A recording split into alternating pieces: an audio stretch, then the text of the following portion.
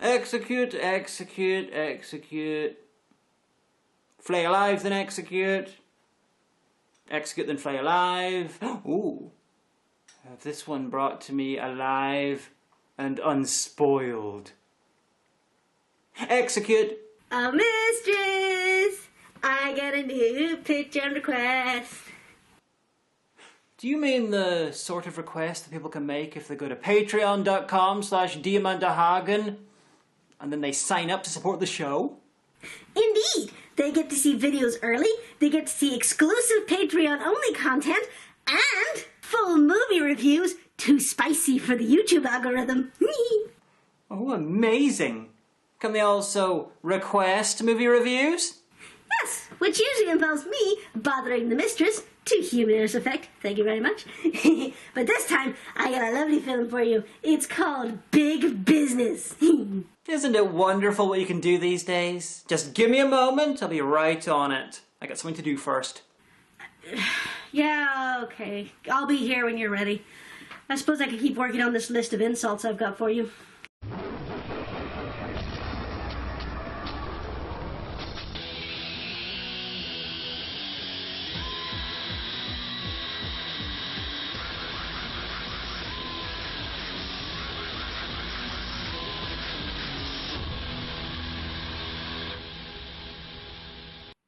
You are on hold. This camera will be available as soon as possible. You are number 2 in the queue. Your suffering is very important to us. Oh, not the music, too! You are on hold. This camera will be available as soon as possible. You are number 4 in the queue. Your suffering is very important to us. Oh yes, this won't take very long. Greetings, gentle viewers! This is Big Business! Though they only wrote and directed 2 films and 1 short-lived TV show, only directing a 3rd film and only writing 2 more, the Zucker, Abrams and Zucker team, or Zaz for short, changed comedy forever. They invented a whole new style of parody that stuck rigidly to the conventions of what they were taking the piss out of, but avoided traditional jokes. They preferred to take the genre norms and depict them so straight that they were indistinguishable from what they were parodying. So when the extra twist of absurdity happened, it hit all the funnier. Surely you can't be serious. I am serious. And don't call me Shirley. The most obvious example of this is Aeroplane, which is literally a remake of a 1950s disaster film called 0 Hour. The Zaz team could have got away with just parodying it, but they decided to buy the rights to the film, making it an official remake. The 2 films are so close that watching 0 Hour after having seen Aeroplane is a legitimately weird experience, because it's like watching a comedy with the punchlines cut out. It's hard to get across what I mean, but I put a mashup of them together, so hopefully you can see it. I assume you've already seen Aeroplane, and if not, I implore you to go watch Aeroplane. Come on, move up here, you can see better. Joey, here's something we give our special visitors. Would you like to have it? Thank you. Thanks a lot. Sure. You ever been in a cockpit before? No, sir. I've never been up in a plane before. You ever seen a grown man naked? Would you care for a drop, madam? Certainly not.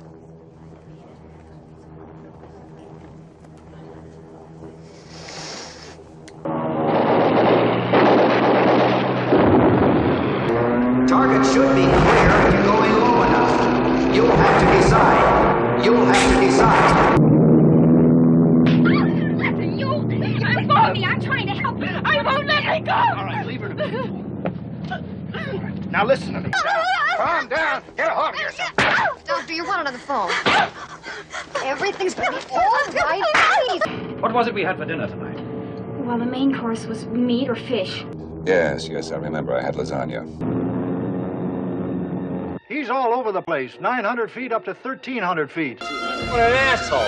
This guy doing the flying's had no airline experience at all. He'll be a menace to himself and everything else in the air. Yes, birds too. Sorry that took so long. I just got really into watching it. Anyway, this type of parody is, ironically, a bit of a joke now, thanks to many inferior films that ape the Zaz style. Hopefully, the new Naked Gun film will be good, and this part of the review will age very badly, very fast.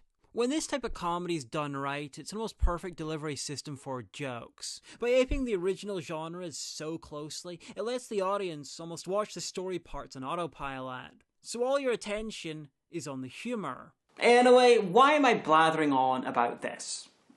Well, the Patreon minion is still on hold. You are number 700,521 in the queue. Your suffering is very important to us. Great. Now I gotta pee. So... Anyway, the Zaz team quickly broke up and went their separate ways. Jerry Zucker's first solo film was the necromantic, accidentally pseudo-lesbian Potter's Wheel crime-making ghost story with a horrific sound design.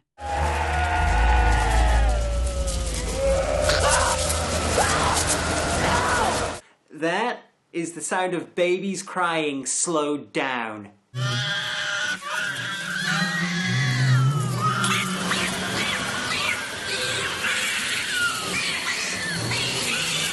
Anyway, Ghost, Jerry Zucker's first film, went on to get 5 Oscar nominations and win 2.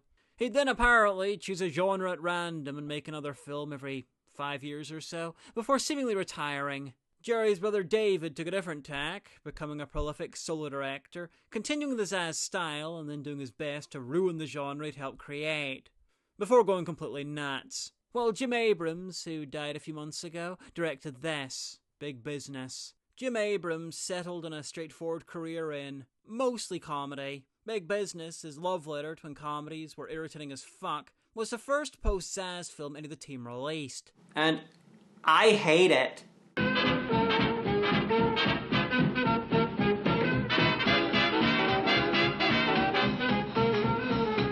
Having said that, if I get too angry, I'll try to go outside and touch stone.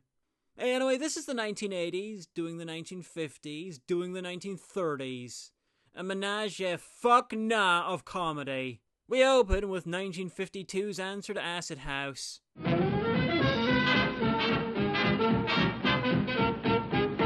It's like a rave in a zoot suit. The music's also setting up the film perfectly. It desperately wants you to know that this is old-fashioned and funny. But it's a cargo cult approach to comedy. Let's ape old comedy and script-style music and performance. And maybe people will be bullied into laughing reflexibly. Oh, don't mind me. I'm just touching stone. Oh look, bridges. Nice one, gives me something to fantasize about jumping off. This is the small town of Jupiter Hollow in West Virginia. There's a pair of pregnant couples, one rich, one poor, and something farcical is about to happen. Could you take that down to the lab? It'll try to be funny. Again. Miss Shelton. Yes. And again. Is a frog's ass watertight? And again. That hospital doctor was in Bill and Ted's Bogus Journey, Star Trek The Next Generation, and Total Recall. And this is somehow the least realistic thing I've seen him involved in. Anyway, to reinforce, one of the couples is rich and the other is poor. The rich one's by the business that owns a hospital. Doctor, I'd like you to meet Mr. and Ms. Shelton. They're the new owners of Hollow-Made Furniture. Well, that's one way to guarantee a private room. That's not also a bed showroom.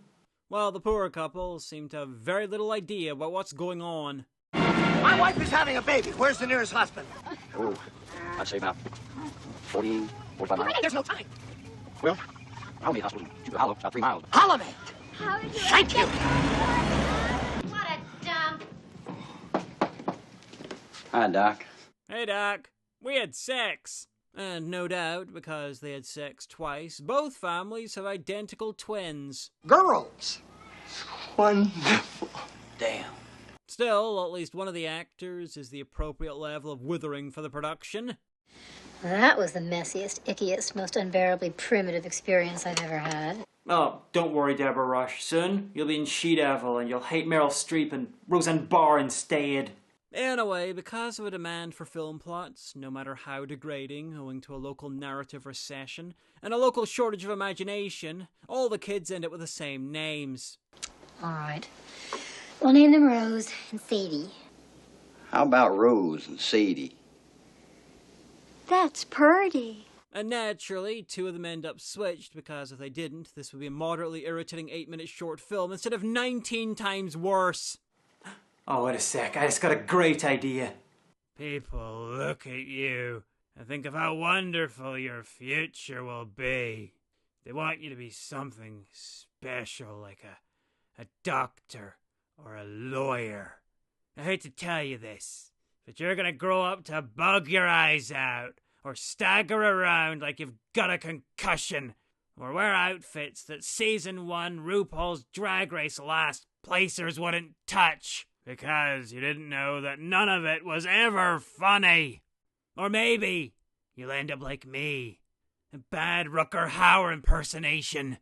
To any babies watching this, I'd just like to say, congratulations on escaping your parents! Fantastic! I am so proud of you! And also, always choose to grow up to be Rutger Hauer. Anyway, one of our pairs of Rose and Sadie grew up to become the World Trade Center. As a result, this film's eventual dark Logan-y follow-up will be fucking amazing. Rich Rose is Lily Tomlin, somehow doing a worse job than the real-life Lily Tomlin did at disguising her dykehood. Oh, the meeting. Oh, I almost forgot. I'm just not myself today. While Rich Sadie is Matt Bidler, playing herself. Miss Shelton, is this how we dress for the office? You look like a blood clot. This pair is a nice bit of accidental gender fuckery, because Tomlin somehow comes across as more of a drag queen character than Het Jiddler, who's an actual drag queen character. It's like the time Dolly Parton lost a Dolly Parton look-alike contest to a drag queen. Or the time I pretended to be straight. I like men. I should have got an Oscar or a Tony for that performance. And then skinned them alive for stress relief. Anyway, the Rich Rose and Sadie both work for their late father's company, Moramax. They contract out most of the sexual harassment in the film industry. He's coming. It's Sadie! Ah, start as you mean to go on, Net Quiddler, with unnecessarily bulging eyes. Rich Sadie is a financial demon, as in she enjoys money, destroying lives, and hurting things. More money for more lab rats? Some of our new products seem to create adverse reactions. Get tougher rats. Business, business, business. Serial killing. Is this working? Yes. Yeah! While Rich Rose is a klutz, constantly at a step, and only barely functioning as a nervous system, Little and the vice president of whatever the fuck this company actually does. Because I've always wanted to have a dog named Rose. No! Push a button. Oh, call someone. Do something. Oh, I love the harried receptionist by Mary Gross. You can recognize her because she's always playing the nice lady who's on the edge of going postal. I'm just not myself today. Or any other day. Seriously, she honed that particular role down to an art form. If someone made a drama where she took a gun into work, they'll be a shoo-in for an Oscar nomination. Anyway, Rose and Sadie are a fantastically realistic set of twins. Only 7 years age difference between them. You are so completely out of sync. You're dreaming about growing old in the country while other women your age... Our age! Don't interrupt! Now, of course, the rich family can just lie and say they used IVF, because the record for age difference between IVF twins is 16 years. The poor twins, though, need to claim it's witchcraft. But I'll get to them. Do you want one of the board members to see you? I'll say you're a sniveling, hysterical, pre-periodic twit. I have a right to my own feelings, Sadie, and I am not a twit. You can already tell that Rose is the twin that got swapped because Lily Tomlin's playing her as a scarecrow. The twins have some tangled relationships going on. Rich Rose has just broken up with her beard, Michael Gross. Oh, we broke up. Good riddance. Though most lesbians would just call that shaving. Well, Rich Sadie's in a polycule with her ex-husband, and whatever the fuck is living in his head.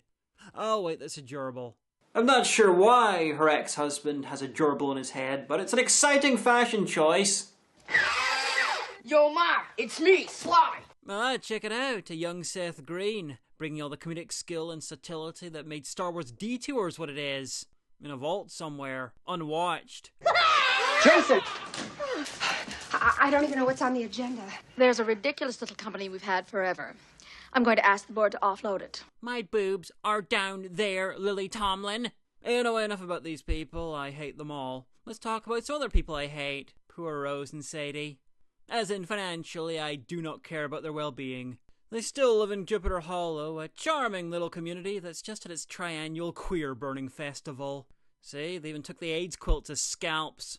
They had the festival interrupted by an important meeting. You see, Jet Zidler's Rich Sadie is planning on selling the furniture company that came with the hospital. They're the new owners of Hollow-Made Furniture. And with it, the town itself. I've been doing some checking up on these Molnex folks. Last year, they put 300 Santa Clauses out of work, and right before Christmas, too. Moramax, otherwise known as what Harvey Weinstein called his dick. Lily Tomlin's Poor Rose is an angry, politically engaged, anti-capitalist, redneck nationalist. In short, she's J.D. Vance's ideal dominatrix. And what about Ned Piddler's Poor Sadie? Well, let's just say the gingham shares never recovered. Well, hello, Jupiter Hollow. I know you're doing fine. Every day you work the factory. Every night a jug of wine. It's like a donkey show, but somehow worse for everyone involved. Man and beast. Anyway, underneath all the cartoony performances and somehow even cartoonier everything else, this is a weirdly eugenicsy, blood is destiny kind of film. Because, while Poor Rose is a serious and dedicated anti-capitalist, Poor Sadie's a flighty dreamer who, in true Disney princess style, just wants more. I feel like the real me is all cooped up inside, you know? And I want so many things. More vapidity, more luxury, more penthouses overlooking Central Park. Just more. Rich Rose is empathetic out of her depth in the world of big business and yearns for the simple life. Maybe a goat and some ducks, and a little garden with fresh veggies. While Rich Sadie is a cutthroat business sociopath who charges her victims wear and tear on the knife she used to stab them in the back. What I'm saying is, this is actually kind of accurate for a film paying tribute to the 30s through to the 1950s. There's horrific eugenicsy shit going on, it's pretty misogynist, and half the cast seems to be lobotomized. Anyway, Rich Rose is opposed to the plan to see Jupiter Hollow's furniture factory closed, so Rich Sadie's gonna have words with her. Gentlemen, help yourself to Danish. Just one, though. I'm not made of money. Yet. So yeah, she's gonna have words, with the occasional eyes bugging out as a garnish. But I think the way Daddy bought the company is so sweet. If Daddy were alive, he'd be the first to agree with me. Dad? Funny you should mention him. None of the parents are still around. Probably because stopping this fucking cartoon long enough for angry questions, indignant accusations, and a lot of crying would mean less scenes like this. Now eat the goddamn muffin, for God's sake. Miss Shelton. Yes? And this film clearly hates me personally. Failing is mutual, movie. I'm seriously considering buying the rights to you, filming my DVD copy, digitally adding you to yourself and destroying all other copies so you only exist inside yourself, a never-ending Ouroboros of pain. Mistress, we have concluded comprehensive research on this matter, and we have confirmed that movies cannot, in fact, feel pain. Well, then you're not hurting them enough!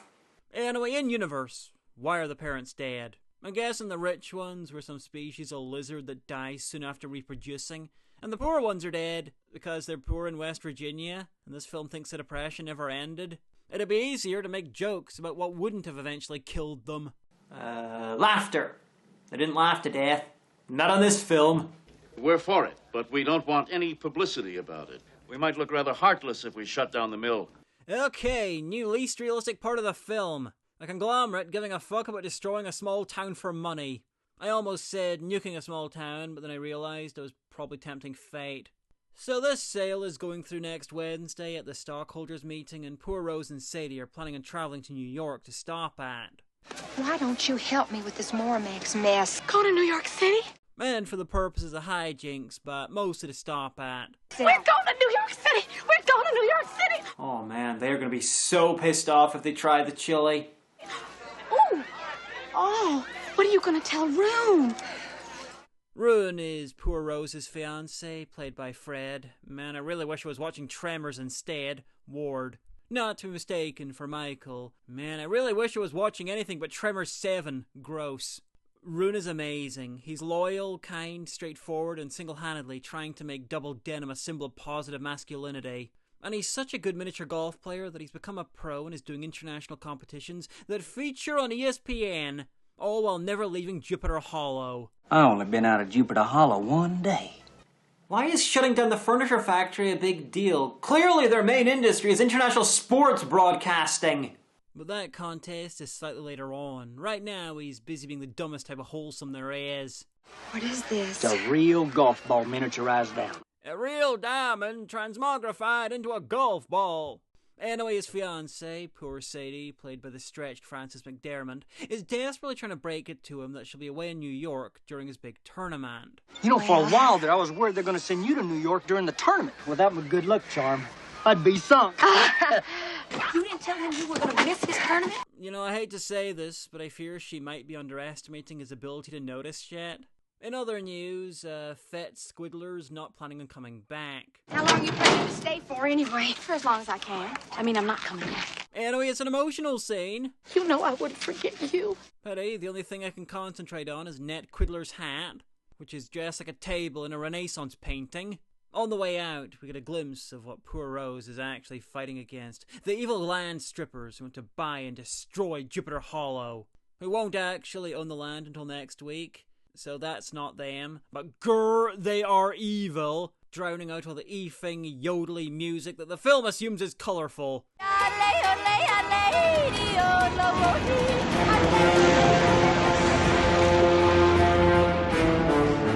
I'm actually kind of sad that I, cut the music there because, it's not bad. It kind of sounds like it escaped from a John Carpenter knockoff.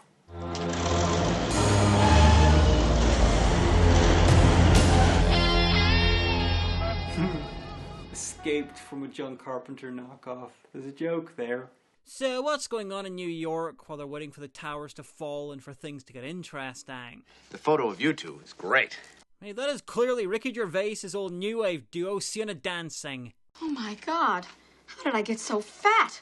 And now she's found photos of modern day Ricky Gervais. What did he use, a wide-angle lens? Anyway, they've decided to go to the airport and personally meet the Italian guy who's planning on buying Jupiter Hollow. Italians love meaningless gestures of respect. Makes them feel virile. Also, Sket Zidler seems to be trying out for the most eye bulges in a single monologue world record. She'll have tough competition. She's got a few monologues in this. Rich Sadie has a job for her assistants, the ambiguously gay duo, to meet poor Sadie and Rose and stop them from making any scenes. As a result, the film will only be 25 minutes long. Nah, they managed to fuck it up, somehow. I mean, they all seem so competent. Now listen, these rat lifts are absolute hicks. There should be no problem in finding them at all. Well, hello, Jerry Falwell. How's the mother? Did the outhouse ever recover? Just so you know, the duo are looking for two men because all of poor Rose's letters avoided using her first name so hard. You think she was desperately trying to avoid being seen in this film?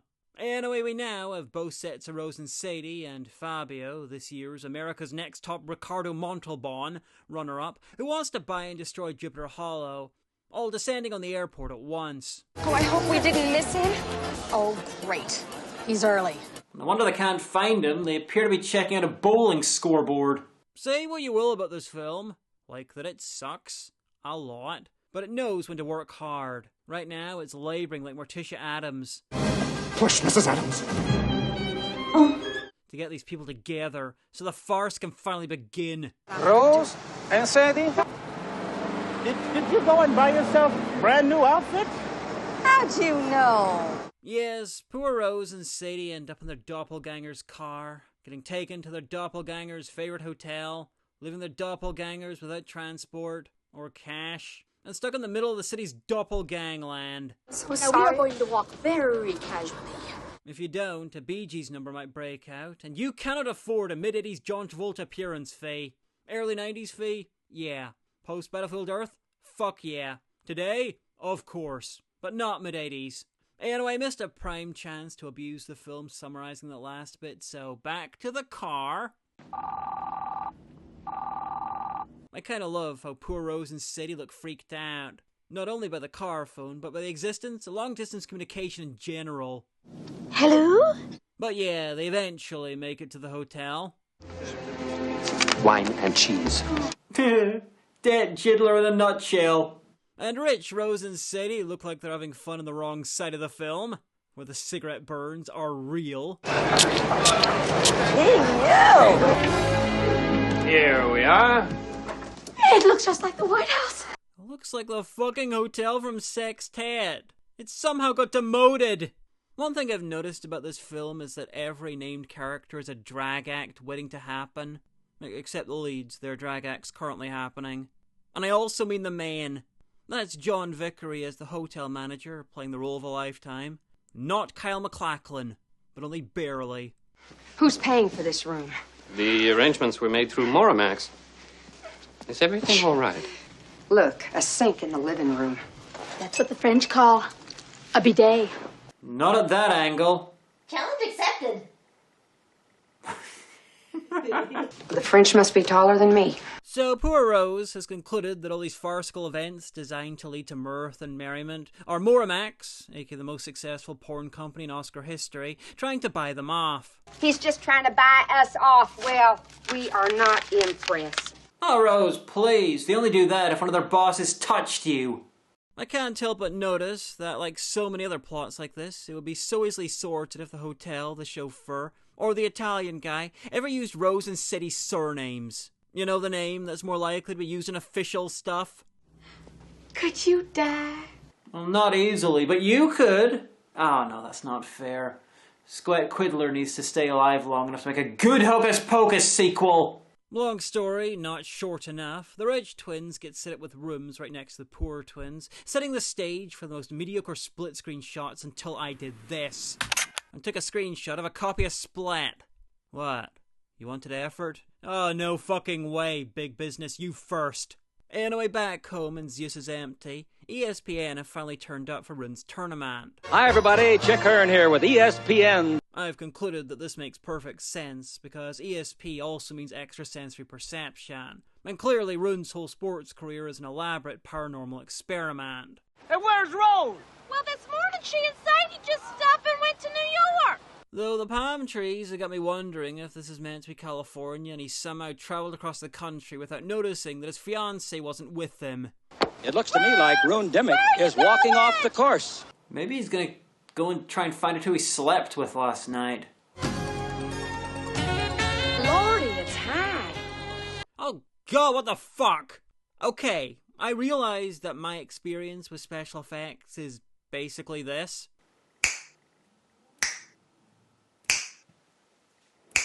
Oh, hi, mistress. What are you doing here? Oh god, I didn't need to see that. You just need to ask if you want to see Dede. Oh, mistress, fantastic. You have to review big business. Shit. But even I know you could easily have used stand-ins for this shot. I mean, you're not even bothering with lip sync. Lordy, it's high. But nah, you chose to project them onto the fucking shot, making them look like part of the set decoration of a big business theme right at Epcot. I'm going to get my legs waxed. Are you coming? Probably not. They're not attached to her. The pair is split up. They can do more damage that way. To my psyche, to the word comedy, to the entire decade, and finally to some people's sense of reality. Like this poor bastard, he starts a will they, won't they thing with the Sadies, depending on which one he's interacting with. I want to have some fun tonight. You got any ideas? Maybe I'll see you around. Okay, I'll keep my eye out for you. I get off at 10 and I'd love to see the view from your room. Well, we certainly can look forward to that. And then drops to the film completely when he gets his gas lights knocked out. Hey, babe.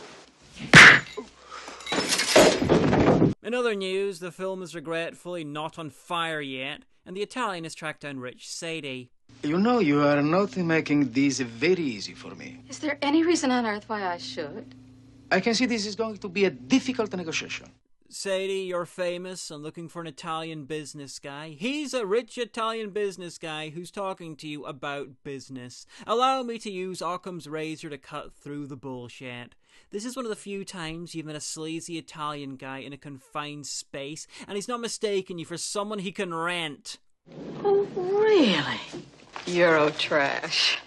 Eurotrash? I fucking wish! No. This is Eurotrash. Do not besmirch it. It had drag queens, and it had nudity, and it had a comedy dubbing, and Antoine de Caunes, and Jean-Paul fucking Gaultier, and an old man who dressed like a penguin.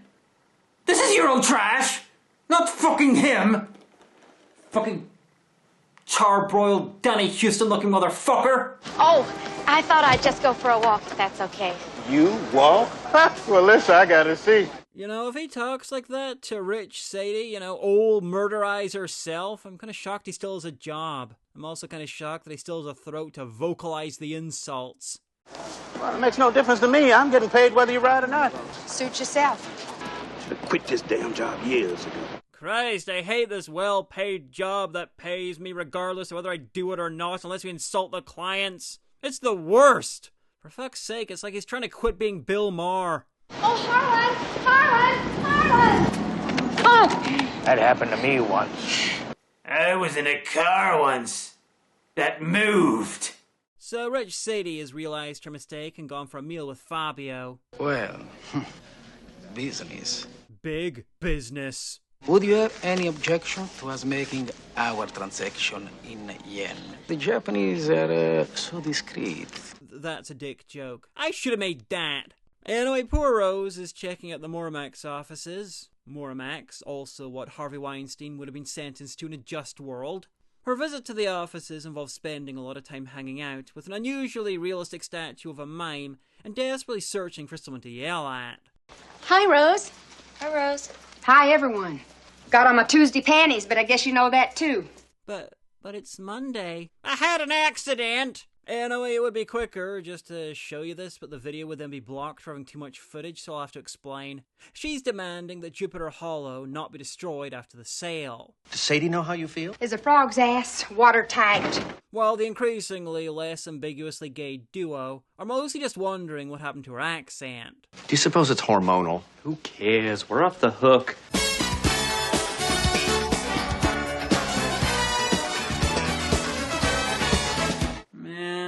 I wish I was watching Mannequin 2. It's even dressed like Hollywood Montrose. Did they just film Let Zidler in a shopping trap? Many 80s movies had a secret budget for all kinds of hard drugs, but this might have had one for a totally different type of crystal. Elsewhere, Justice, in the shape of a dyke, poor Rose, is putting her dirty axe by Moramax leaflets everywhere she can. Say what you will about this film. And I have, and will continue to do so. But it's giving us a glimpse into how Me Too would have had to operate before the internet. Anyway, what's going on now? Oh, fuck. Not satisfied with pre-making Home Alone 2 with the hijinks in a hotel and some light physical violence. Wet Giddlers now going to a toy shop for no reason. Wait a sec! Where was Gondel when the Westfall fell? They were out fucking sailing! Repeating the folly of Numenor, no doubt! Anyway, Seth Green's back and channeling his willy-nilly co-star Pamela Adlon. Come on, I'll bust you up. I'm bad, I'll mess you up. Come on, I'm bad. And naturally, he mistakes poor Sadie for his mum, Rich Sadie. Get over here, you! Get over here! Boy, you are hell on wheels! Cavette Niddler has it in her contract that she can tie up any kids that she wants. It made the filming Hocus Pocus go much smoother. Uh-oh, nondescript white guy number 27's watching poor Sadie. Oh wait, that's Seth Green's dad. Nothing like watching your wife's doppelganger be violent to your kid to rekindle old feelings. Wait, that sounds like the plot to a William Friedkin film. Anyway, poor Sadie discovers the existence of steel drums, and the resulting singing sends Rich Rose's estranged husband, Bert Gummer, into hunting mode. Alas, his graboid goes limp when he thinks it's Rich Sadie, his arch nemesis. I really hope the plot of this film's followable for my voiceover. I refuse to dignify this film with a chart. Or, God forbid, a graph. Anyway, still at dinner, Rich Sadie and poor bastard Fabio are trying to be sexy and, dear God, my eyes and ears. But aren't Italian property values a little soft right now? No. Hard. Thank fuck she spots the unambiguously gay duo and feels like exercising her Bette Midler eyes. No matter what bleeding heart sentiment my sister Rose may have expressed, it has nothing to do with what Moramax wants. Now, I want those people found tonight.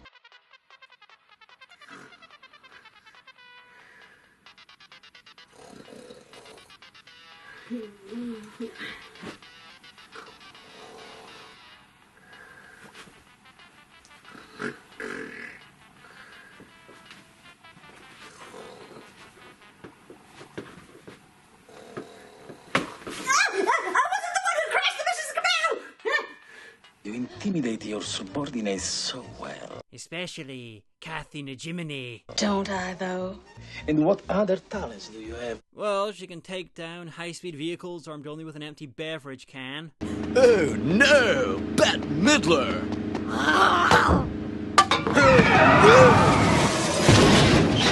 But that's unlikely to come in handy mid-fuck. Anyway, poor Sadie's been sent some money and she and poor Rose assume that it's a bribe. Just because we take a bribe doesn't mean we have to do what they say. Honestly, I don't understand what's wrong with this approach. Not taking a bribe fucks over the briber once. Taking it and then not doing what they want fucks them over 3 times. A, they don't get what they want. B, it costs them money. And C, they're taken by surprise because they assumed that you were bought. Sadie Ratliff, my own sister. Damn. Not only that, mistress, but that's literally how you've run Afghanistan's international relations for the past decade. Proof that it works. Exactly. I've only survived 12.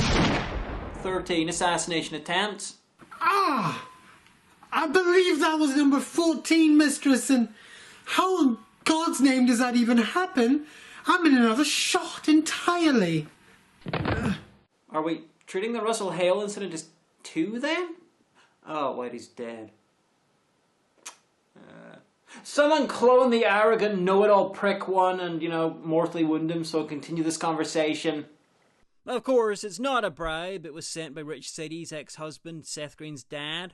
She'd been giving him cash to get good grades, and him getting good grades is apparently bad. $100 for every C, $200 for every B. You pay our child to learn? Anyway, Michael Gross, Rich Rose's estranged husband, was so turned on / impotent with fear at the sight of Zet Spidler's singing that he decides to try and reconnect with his wife. Oh, you're sly.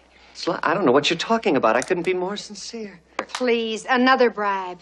This might be step 1 in trying to set up a threesome. The guy's kind of into family ties. That's a gross joke. Yes. Michael Gross joke. In other news, Rune has arrived in the city searching for poor Rose. Apparently, he walked there. I give him 5 minutes before he wanders into the Blue Oyster and through his pure good-natured virility, becomes their new king. Plaza. At the Plaza? Well, where's the Plaza? Oh man, this is a terrible advert for the Plaza Hotel. I am glad I'm never going to stay there. Excuse me, is this the Plaza Hotel? 2 Tremors actors crossing over before the film is made and somehow making Tremors 5 even worse by association. Truffles from the store. Rune's like a loyal dog who was left on the other side of the country when his family moved house, and he's too stupid to be pissed off when he somehow finds them again. Yes. It's like he had a brain deficit to begin with, but he still shunted half of what was left into wholesomeness. But you're the gal for me, and I'm the guy for you, and we're gonna get married. There ain't no 2 ways about it. Anyway, yeah, he found Rich Rose. And like so many other people in this film, he can't notice when an accent's completely different. You have to excuse me. But unlike most of them, he has a slight excuse. The guy is very stupid. Anyway, he also gets mistaken for R, or Rose Ratliff, because the most definitely gay duo still doesn't know the first names or genders of the people they're meant to be tracking down. Hi, I'm Rune. Do you know the Ratliffs? Well, you're standing right in front of one of them. This film feels like a fucking cheese grater on my brain.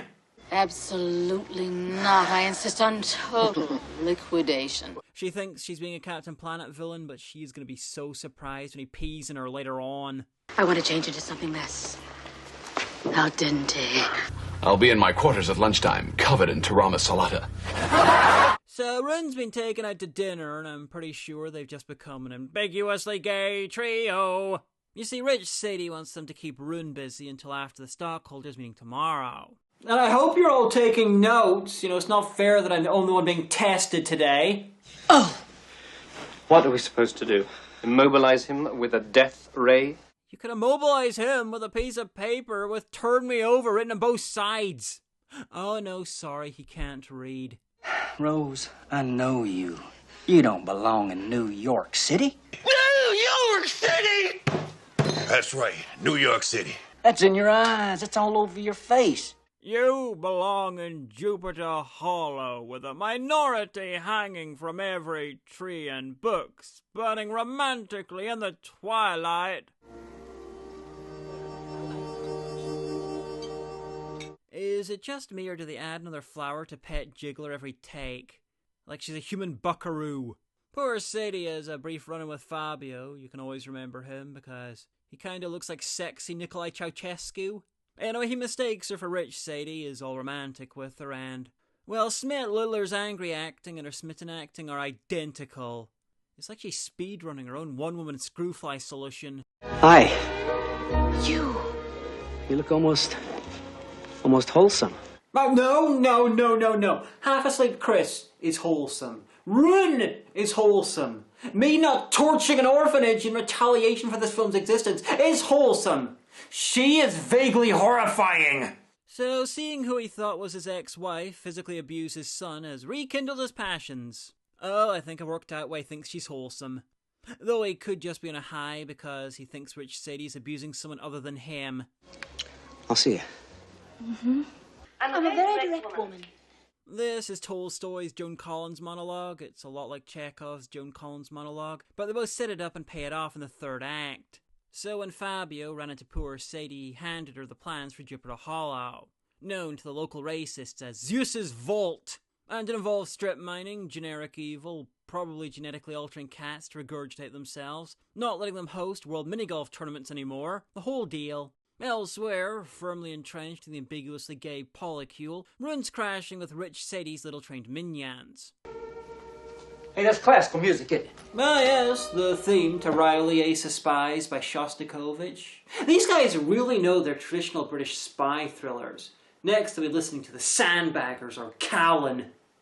Yeah, I could tell. No lyrics. Oh, they'll make a gentleman of him yet. Oh my god. He is not a Ratliff. His name is Rune Dimmick. This says he's an internationally famous sports legend as seen on ESPN. Oh, thank goodness we don't watch sports. Hey, I like your kimono. You get that in Nam?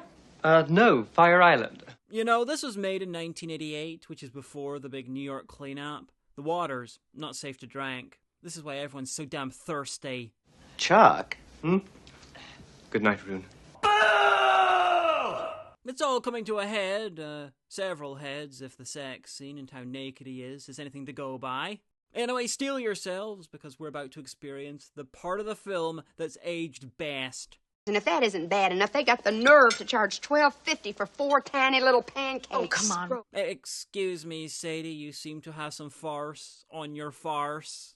Oh, Rose, look! She decides to take the bribe money that's not a bribe and buys a designer outfit that's not designed. The exact same one that caught Rich Sadie's eye. So like a crowded building that's full of unfunny people collapsing into a ravine due to erosion, everything is finally falling into place. Where did you get that? Milan. You know, I really like how Sadie's wearing a brush as a service medal. It gives me a chance to insult her some more. Ha! Sadie! You stupid brush-wearing muppet! What the fuck are you doing? So we've hit 75 minutes in and someone's finally noticed how the twins have different accents. You know I'm worried about the meeting. The meeting? Why are you worried about the meeting? And, just like most of the inhabitants of Jupiter Hollow, that goes nowhere. Anyway, both the Sadies buy identical outfits and as a result, look like they're about to write best-selling romance novels and get stuck in a jungle with Michael Douglas. You can give these to the maid. Hell, if I know the girls, they ought to be having breakfast about now. They were, at different times, in several different combinations. Oh, no wonder it's taken these guys so long to come find them. One of them that's attracting his buckaroo bands I cosplay. The girls? We should have been looking for 2 women. We are so stupid. This is an idiot plot. You're no stupider than anyone else. Well, except maybe Rune. It's all going down in the toilets, all 4 sisters in one place. This meeting's been teased for so long, the film must be fucking tantric. I mean, look at us. We are staking out a ladies' room. 6 more seconds and we've got them. Can you contain yourself? Never! He's out of the water closet, and he intends to keep it that way.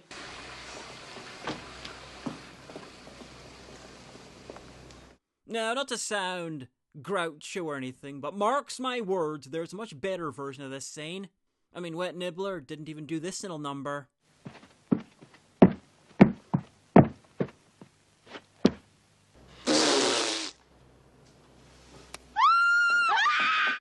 That's what it would look like if Got Your Nose was a solo entertainment.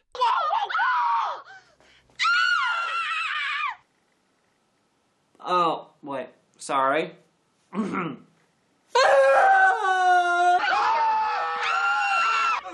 clones.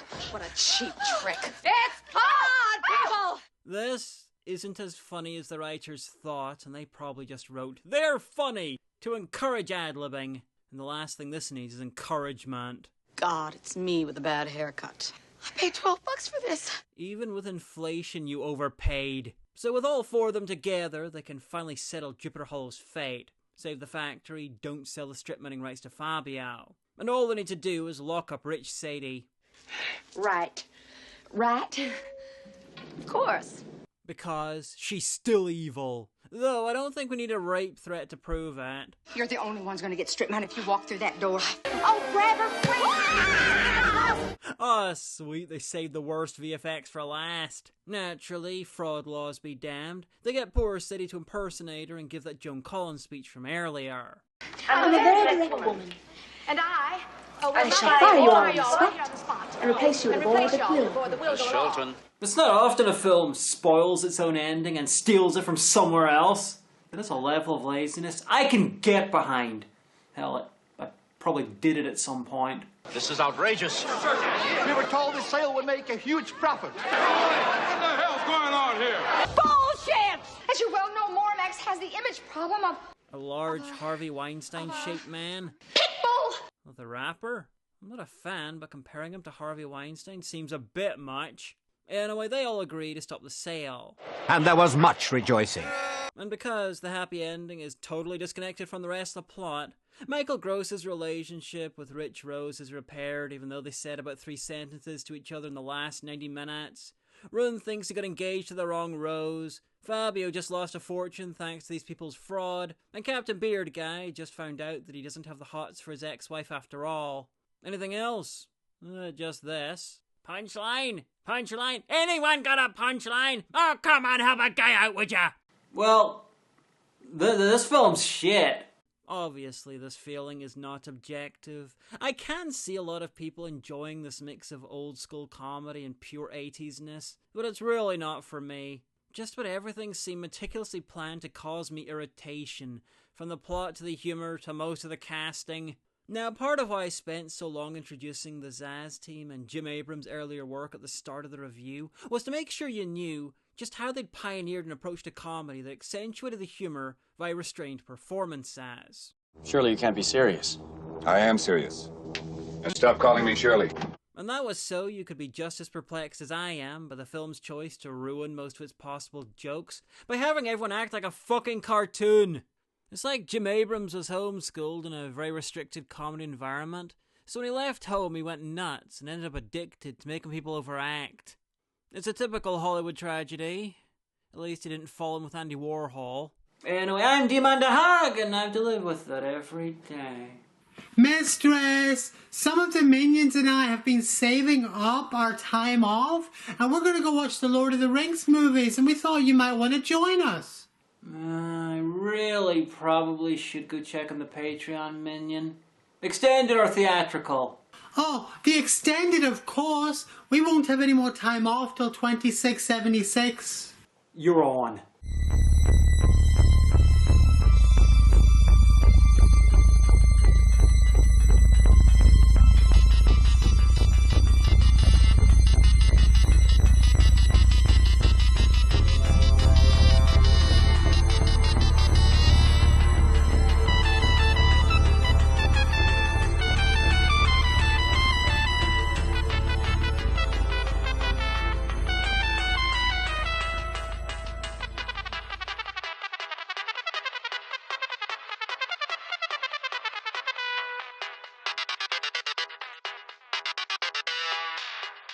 Thanks for watching the review.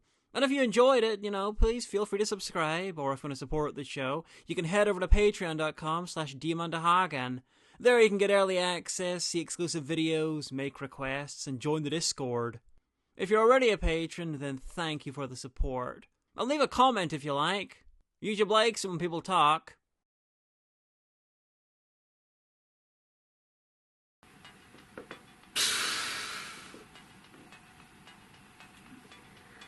Okay, I'm gonna give her another 20 minutes, but then that's it.